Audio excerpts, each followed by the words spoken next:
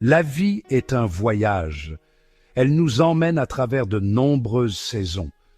En vieillissant, nos priorités changent, nos relations aussi. On peut se retrouver à rechercher des choses différentes. On aspire à la paix. On a soif de sérénité. À 70 ans, je suis arrivé à un moment d'introspection. Je regarde ma vie avec un mélange de joie et de regret. J'ai appris que le vrai bonheur vient de l'intérieur. Il ne dépend pas des autres. Cette prise de conscience m'a amené à faire un choix conscient. Je choisis de simplifier ma vie. Cela inclut mes relations. Je laisse partir celles qui ne me servent plus. J'embrasse la solitude.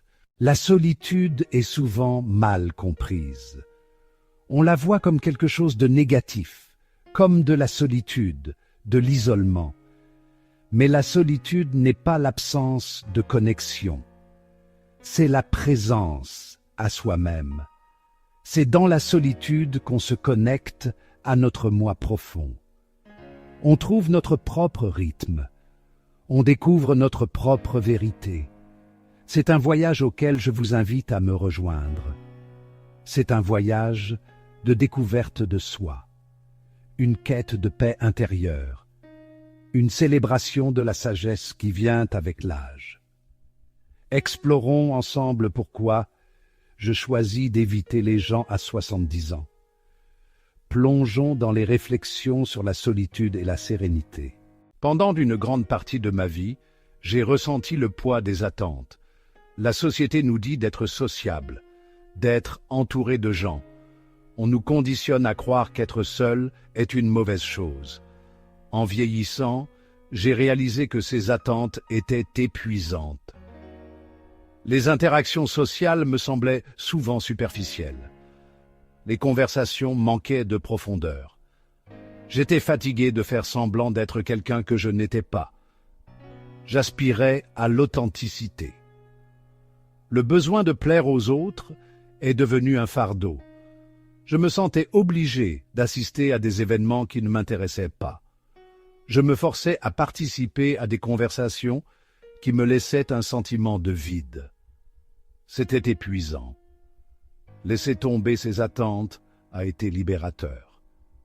J'ai commencé à donner la priorité à mes propres besoins. Je me suis autorisé à décliner des invitations sans culpabilité. J'ai commencé à dire non plus souvent. C'était le début de mon cheminement vers la solitude. La solitude m'a offert l'espace dont j'avais besoin, l'espace pour respirer, l'espace pour penser, l'espace pour simplement être. C'est dans cet espace tranquille que j'ai commencé à me connecter à moi-même plus profondément. J'ai redécouvert de vieilles passions, j'ai exploré de nouveaux centres d'intérêt, j'ai commencé à écouter ma voix intérieure, la voix qui avait été noyée par le bruit du monde. Cette période de solitude n'était pas synonyme de solitude. Il s'agissait de découverte de soi. Il s'agissait de trouver la paix en moi. Il s'agissait d'embrasser la liberté qui vient du fait de laisser tomber la validation extérieure. Cette paix intérieure nouvellement acquise a apporté un sentiment de contentement que je n'avais jamais connu. C'était une sérénité qui ne pouvait venir que de l'intérieur. C'était la réalisation que le vrai bonheur ne dépendait pas des autres.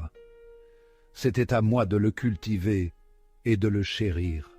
Le silence est devenu mon compagnon.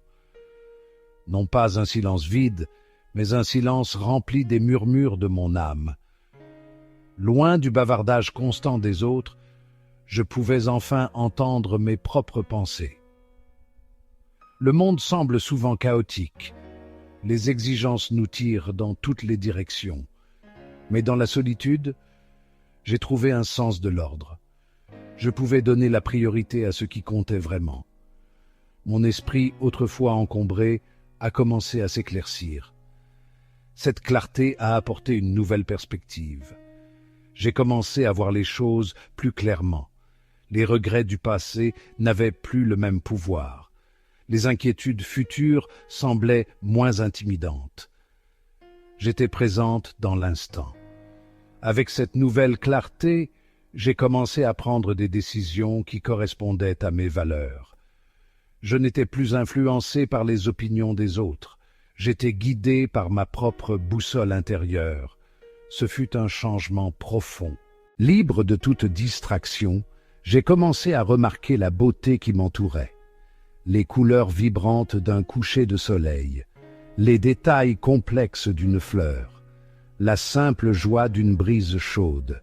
La vie n'était plus quelque chose à traverser à toute vitesse. C'était à savourer. Chaque instant devenait précieux, un cadeau à déballer avec soin. Cette appréciation s'est étendue à mes relations. J'ai réalisé que la qualité comptait plus que la quantité. Je chérissais les liens que j'avais avec ceux qui me connaissaient et m'aimaient vraiment. Le temps a pris un nouveau sens. Ce n'était plus quelque chose à craindre. C'était un cadeau, une ressource limitée à utiliser à bon escient. J'ai embrassé le processus de vieillissement avec grâce et gratitude. En vieillissant, on commence à voir le temps différemment. Les années semblent passer plus vite. On réalise que notre temps sur cette terre est limité. Cette prise de conscience peut être à la fois dégrisante et libératrice. Elle nous fait remettre en question nos priorités. Elle nous force à affronter notre mortalité. On voit les autres autour de nous s'accrocher au passé. Ils s'attardent sur de vieilles blessures. Ils répètent les mêmes erreurs. Ils ont peur d'embrasser le moment présent. Cette peur les maintient piégés. On voit aussi ceux qui sont consommés par l'avenir. Ils s'inquiètent de choses qu'ils ne peuvent pas contrôler. Ils planifient méticuleusement, mais ne semblent jamais vivre dans le présent. Ils passent à côté de la beauté du moment présent. L'illusion du temps est une chose puissante. Elle peut nous faire croire que nous avons l'éternité. Mais la vérité est que personne ne sait combien de temps il nous reste. C'est pourquoi il est si important de vivre chaque jour pleinement. Beaucoup d'entre nous portent le poids des mots non dits, des mots laissés non dits à des êtres chers, des excuses jamais présentées, un pardon jamais demandé. Ces mots non dits peuvent créer un fossé entre nous et les autres. En vieillissant, nous pouvons regretter ces occasions manquées. Nous pouvons souhaiter avoir exprimé notre vérité plus librement. Nous pouvons avoir envie de réparer les barrières brisées. Mais le temps n'est pas toujours de notre côté. La fierté peut être un obstacle à la communication. Elle nous empêche d'admettre nos erreurs. Elle nous empêche de tendre la main à ceux que nous avons blessés. Plus nous nous accrochons à la fierté, plus le fardeau devient lourd. La peur peut également nous empêcher de dire notre vérité. La peur du rejet, la peur du jugement, la peur de blesser les autres. Mais parfois, la chose la plus gentille que nous puissions faire est d'être honnête avec nous-mêmes et avec les autres. La vie est un bien précieux. En vieillissant, nous prenons davantage conscience de sa valeur. Nous comprenons que notre temps et notre énergie sont des ressources limitées. Nous ne pouvons pas nous permettre de les gaspiller pour ce qui ne nous sert pas. Cette prise de conscience s'étend à nos relations. Certaines personnes drainent notre énergie. Elles sont négatives, critiques et exigeantes. Elles prennent plus qu'elles ne donnent. Elles nous laissent un sentiment d'épuisement et de fatigue. Ces voleurs d'énergie ne sont souvent pas conscients de leur impact. Ils peuvent être pris dans leur propre cycle de négativité. Ils peuvent projeter leurs propres insécurités sur les autres. Quelle que soit la raison, leur présence dans nos vies peut être toxique. Ce n'est pas notre responsabilité de les réparer. Nous ne pouvons pas contrôler leur comportement, mais nous pouvons contrôler notre exposition à eux. Nous pouvons choisir de limiter nos interactions. Nous pouvons fixer des limites pour protéger notre propre bien-être. Choisir d'éviter les gens ne signifie pas vivre une vie d'isolement. Il s'agit d'être sélectif quant aux personnes que nous laissons entrer dans notre cercle intime. Il s'agit de privilégier la qualité à la quantité. Nous gravitons vers ceux qui nous élèvent, ceux qui nous inspirent, ceux qui nous font sentir vus et entendus. Ce sont les relations qui nourrissent nos âmes. Ces connexions sont fondées sur la confiance, le respect et la compréhension mutuelle. Il n'y a pas besoin de faire semblant.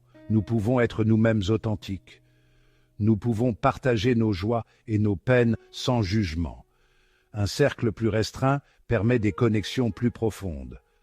Nous avons plus de temps et d'énergie à investir dans les relations qui comptent vraiment. Ces relations deviennent nos ancres. Elles nous apportent soutien, amour et compagnie alors que nous naviguons dans les dernières étapes de la vie. Au cœur de cette réflexion se trouve une vérité simple. Nous avons le pouvoir de choisir. En vieillissant, ce pouvoir devient encore plus important. Nous avons vécu assez longtemps pour reconnaître ce qui compte vraiment.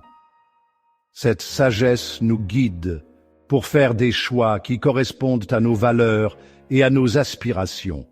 Il s'agit de créer un espace pour la réflexion, pour la paix. Ce cheminement vers la sérénité est profondément personnel.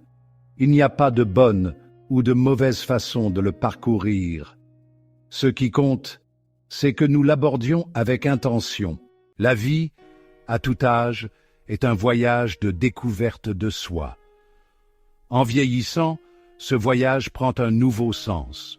Nous abandonnons de vieilles identités, nous confrontons notre mortalité et nous nous débattons avec l'héritage que nous souhaitons laisser derrière nous. C'est un temps de profonde réflexion et de croissance. Embrasser la solitude, sous ses multiples formes, peut être un catalyseur pour cette croissance. Elle nous permet de renouer avec nos passions, d'explorer de nouveaux centres d'intérêt et d'approfondir notre compréhension de nous-mêmes. C'est dans ces moments tranquilles de réflexion que nous découvrons souvent nos plus grandes forces et que nous trouvons le courage d'affronter nos peurs les plus profondes. Ce voyage n'est pas toujours facile. Il y aura des moments de doute, de solitude et d'incertitude. Mais ces défis sont aussi des occasions de croissance et de transformation. Ils nous rappellent notre résilience, notre capacité d'aimer et notre interconnexion avec le monde qui nous entoure. En naviguant dans les dernières étapes de la vie, rappelons-nous que nous ne sommes pas seuls. Nous faisons partie d'une vaste et complexe tapisserie d'expériences humaines. Embrassons le voyage avec curiosité, compassion et une profonde appréciation du précieux don de la vie.